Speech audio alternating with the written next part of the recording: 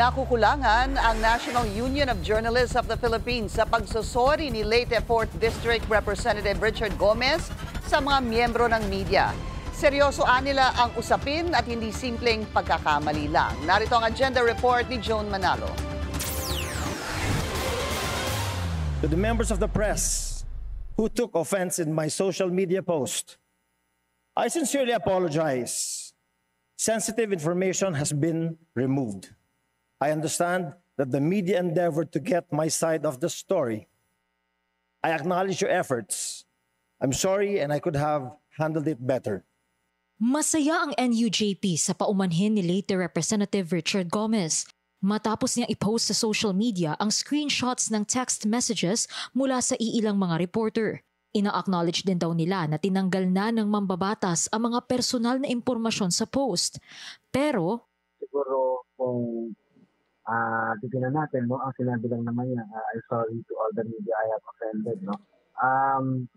So parang ang framing niya is parang naka-offend lang siya. Well, in fact, what really happened was, it was a misappreciation of the role of media. At the same time, meron talaga siyang mga colleagues natin na potential harm, no. Kaya para sa NUJP, Gomez could have done better. Umani ng samot-saring batikos ang naging post ni Gomez, kung saan tinawag niyang media spin ang pagtatanong sa kanya ng media at bayad din daw ang mga reporter na nagtatanong sa kanya. Ang mga miyembro ng House Media, mariing kinundi na ang anilay baseless and spiteful utterances laban sa mga reporter.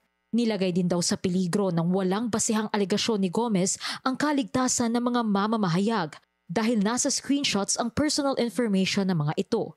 Nauna nang sinabi ng House Ethics Committee na naghahanda sila sakali mang may maghain ng reklamo laban kay Gomez. Pero para sa NUJP, dapat matignan din ito ng National Privacy Commission. Both bodies can launch their own investigation and hold their own proceedings motu proprio, no? So it's something for them to take note of this kung if they want to move forward with something like that. Ngayong nababalot ang bansa sa kabi-kabilang kontrobersiya ng flood control projects, may paalala ang NUJP. Trabaho ng media na magtanong dahil sa puntong ito, nais nang malaman ng lahat kung ano nga ba ang katotohanan. Para sa agenda, Joan Manalo, Billionario News Channel.